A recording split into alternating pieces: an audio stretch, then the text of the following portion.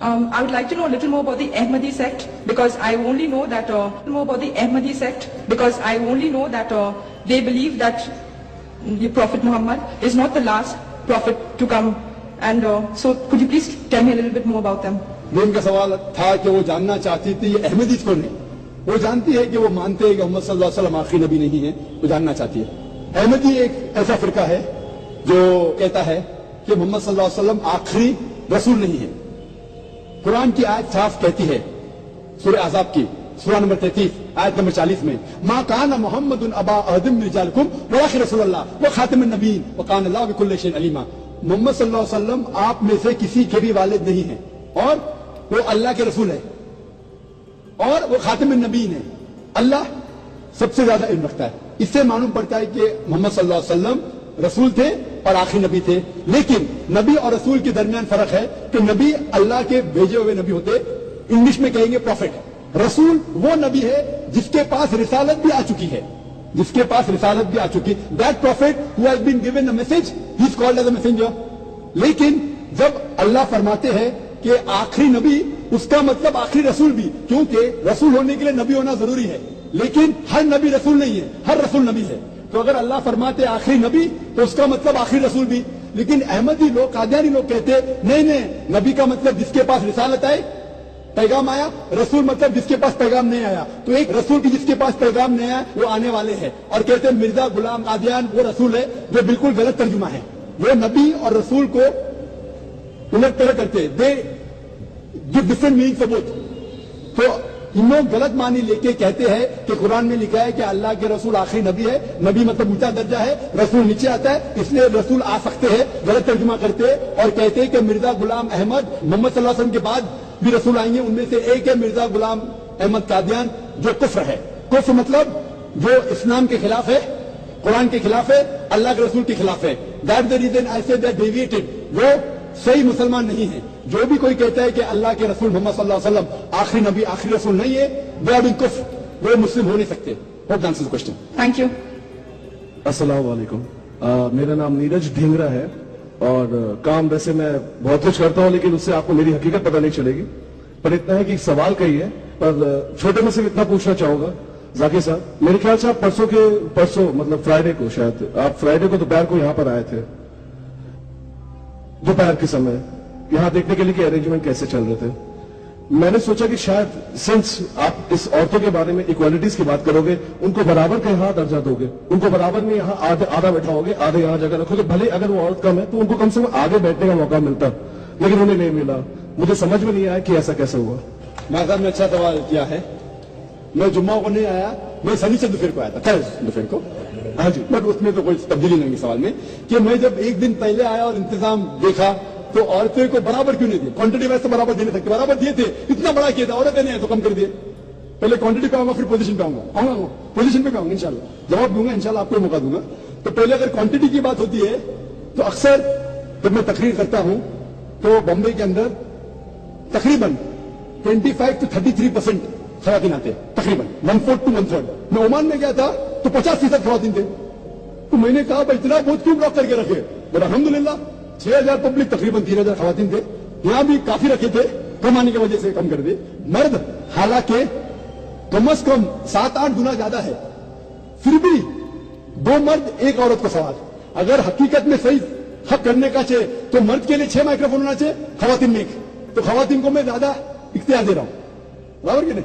यानी खवातीन हालांकि सारे मजमे में 15% भी नहीं होंगी मेरे हिसाब से तकरीबन, यानी मर्द 6-7 गुना ज्यादा है। तो अगर बराबर हिसाब करने का है तो मर्द के माइक्रोफोन आते 6-7 औरत के, फिर भी मैंने कहा नहीं, मर्द के 2 औरत के। जहां तक कि पोजीशन का सवाल है, पोजीशन में भाई साहब जब हम औरत को इज्जत देते हैं, आप बेटा बोल लो काफी है जी, भाई साहब ना बोलो, बेटा बोल लो काफी है, आपसे बहुत छोटा हूं।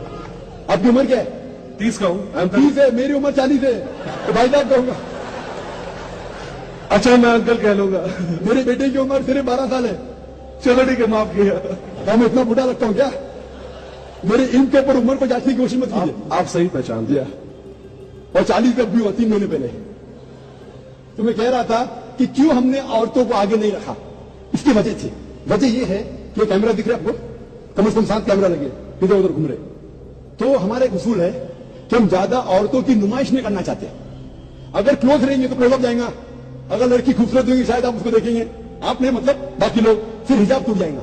आप समझ रहे ना? तो हमारा उसूल है कि हम औरत को इज्जत देते, लेकिन इज्जत देते टाइम पर कोई गलत आदमी उसको घूर घूर के देखा, सपोज मेरी बहन आ जाएंगी और आदमी घूर के देखेगा, मुझे अच्छा नहीं लगेगा कि मेरी बहन को कौन घूर के देख रहा है, तो मैं कहूंगा कैमरा हटाओ। तो इसीलिए दूर रखा है। तो लॉन्ग शॉट, मैं यही सोच रहा था कि डाइस में भी एक औरत होनी चाहिए, वो भी नहीं है। वो बोलो, वो भी सवाल का जवाब दूंगा, डाइस का भी जवाब दूंगा। जब लॉन्ग शॉट होता है तो हमारा उसूल रहता है कि खवातीन को दूर से दिखाना, और हमने एक सैटेलाइट चैनल शुरू किया पीस टीवी, जब खवातीन को क्लोजअप दिखाते तो 3 सेकंड से ज्यादा नहीं दिखाते, तो कुरान में लिखा है ना कि घूरो मत। तो इसीलिए हमारे उसूल खवातीन को हिफाजत करने के लिए। नहीं तो आप देखेंगे ना फैशन टीवी, जूम टीवी देखते हैं, हाँ जी, जूम टीवी पे देख के क्या करते हैं, जूम कर देते हैं। हाँ जूम इन करते, हम जूम आउट करते, हम जूम आउट करते, वो जूम इन करते। यही फर्क है, हम खवातीन की इज्जत करते, लेकिन साथ साथ उनको स्क्रीन भी दिए हुए, स्क्रीन है ना, मुझसे बड़ा उधर नजदीक स्क्रीन, तो और साफ देख सकते मुझे, आप समझे ना, वो मुझे और साफ देख सकते। यहां तक कि खातून का सवाल है स्टेज के ऊपर, हमारे इदारे में इस्लामिक रिसर्च फाउंडेशन में 10 खवातीन है जो तकरीर करते हैं, लेकिन जब वो तकरीर करते हैं सिर्फ औरत सुनते हैं। हम नहीं चाहते कि वो तकरीर करते टाइम पे गैर मर्द उनको घूरे, तो जब वो तकरीर करते हैं, अल्हम्दुलिल्लाह मेरी बीवी जो है माशाअल्लाह अमेरिका में तकरीर की है, कनाडा में की है, सऊदी अरेबिया में की है, दुबई में की है, श्रीलंका में की है, मलेशिया में, सिंगापुर में, माशाअल्लाह हजारों खवातीन है तकरीर की है, मजमा बड़ा है। लेकिन हम नहीं चाहते कि तकरीर करते वक्त हम हिजाब को मेंटेन करते। जब और भी मर्द है तो तकरीर कर सकते हैं, तो इसीलिए हम उनकी शूटिंग नहीं करते, आप समझे ना। तो इसीलिए इस्लाम में इज्जत दी गई औरत को, और यहाँ स्टेज के ऊपर भी इंटरमीनिंग होगा ना, इंटरमीनिंग होगा, यहाँ भी स्टेज पे कैमरा कोई दिन जाएगा, आप समझे ना। तो इसीलिए हम खवातीन की इज्जत करते। लेकिन अगर सिर्फ खवातीन है ऑडिटोरियम में, तो माशाअल्लाह एक क्या 10 खवातीन स्टेज पे बैठते और लंबी लंबी तकरीर करते पूरे दिन के लिए, कोई एतराज नहीं, लेकिन सिर्फ खवातीन सुने। तो इसीलिए हम चाहते हैं कि हमारे खवातीन को इज्जत दे। ये इज्जत देने के लिए और महफूज रखने के लिए तरीका इस्लाम ने तैयार किया है। क्वेश्चन और कोई सवाल आते? डेफिनेटली। जाकिर साहब, मुझे एक बात जरूरी कहनी थी। आज आप यहाँ पर वुमेन्स राइट के बारे में बात कर रहे हो, यहाँ पर वुमेन्स राइट के बारे में बात कर रहे हो। जी हाँ। देखिए, सवाल जो हर इंसान चाहता है और हर इंसान के दिमाग में घूमता है वो ये होता है कि हकीकत में सच क्या है। मेरे ख्याल से सच इंसानियत होनी चाहिए, धर्म एक इंसानियत, humanity. So we should talk about humanity first. I think धर्म, हर धर्म, मैं ये नहीं कहता कि आप you always talk about common terms. मैं आपके बहुत सारे शोज देखा हूं, you talk about common terms, but why by name, why not by name as humanity. मैं साहब बहुत अच्छा सवाल किया कि आप इतनी अच्छी अच्छी बातें कर रहे हैं, लेकिन ह्यूमैनिटी क्यों नहीं कह रहे? नहीं, मैं ये नहीं कह रहा हूं, मैं सिर्फ ये कह रहा हूं कि हम एक धर्म, एक सोच, इंसानियत, बस उतना सोच के चले। तो क्या आपको लगता है कि कोई भी इंसान कुछ गलत कर पाएगा? कहीं पर कोई औरत को अलग से पर्दा करना पड़ेगा? जैसे आपने एक एग्जांपल दिया था पहले सवाल पे कि जो मिनी स्कर्ट पहने और जो बुर्का पहने, तो मिनी स्कर्ट पे नजर पड़ेगी।